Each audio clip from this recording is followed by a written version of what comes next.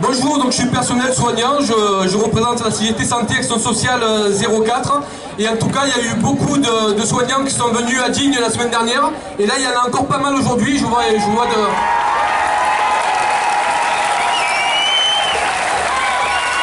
En tout cas merci à toutes et à tous d'être venus parce que je pense qu'il y en a besoin, on a intérêt de converger et c'est pas pour rien s'il y a autant de soignants partout en France qui se mobilisent.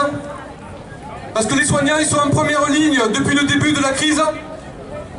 Ils sont en première ligne pour subir les incohérences de la politique qui est menée et pour subir le manque de moyens aujourd'hui dans nos hôpitaux, nos EHPAD et dans toutes les structures sociales.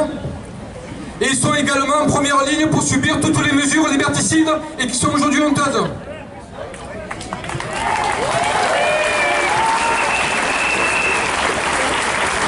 Aujourd'hui, l'obligation vaccinale, pour nous, c'est inacceptable.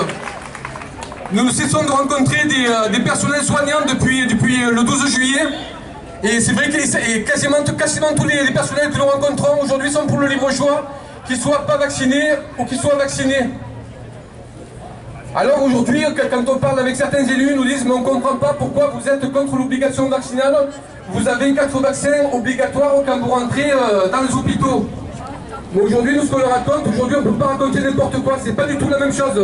Effectivement, on a 4 vaccins qui sont obligatoires, mais ils sont inscrits dans le code de la santé publique, on le sait en amont, on a le libre choix avant, et puis on a le choix de faire ce métier ou pas, en fonction de l'état des données, et si on veut se faire vacciner ou pas.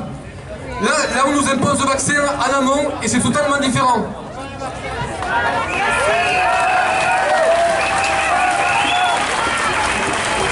Ensuite, sur les 4 vaccins obligatoires, il y avait un avis du Conseil d'État qui avait émis 4 conditions. Il avait dit OK pour le vaccin dans les hôpitaux, mais à condition que l'efficacité soit prouvée, à condition que les effets indésirables soient bien évalués, à condition qu'il n'y ait pas de transmission, à condition que le bénéfice-risque passe du côté du bénéfice. Et aujourd'hui, sur ces 4 conditions du Conseil d'État, il n'y en a aucune qui est réunie avec ce vaccin-là.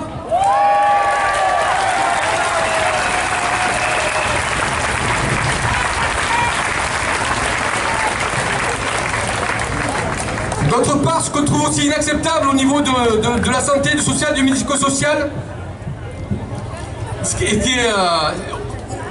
aujourd'hui, on nous fait signer des documents comme quoi ceux qui nous vaccinent s'enlève toute responsabilité, et ça aussi c'est pas acceptable.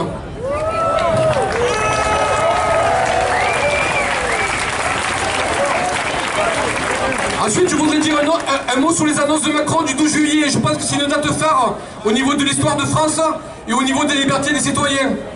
Une date comme il y en a peu, et on se rend compte les effets en général quelques années après. Ils sont vraiment en train de construire une société du flicage généralisé, du flicage numérique et des privations des libertés sans commune mesure. Aujourd'hui, on nous parle d'un pass sanitaire aujourd'hui, qui serait là que pour l'été et qui respecterait nos données personnelles. Aujourd'hui, ce n'est pas du tout le cas.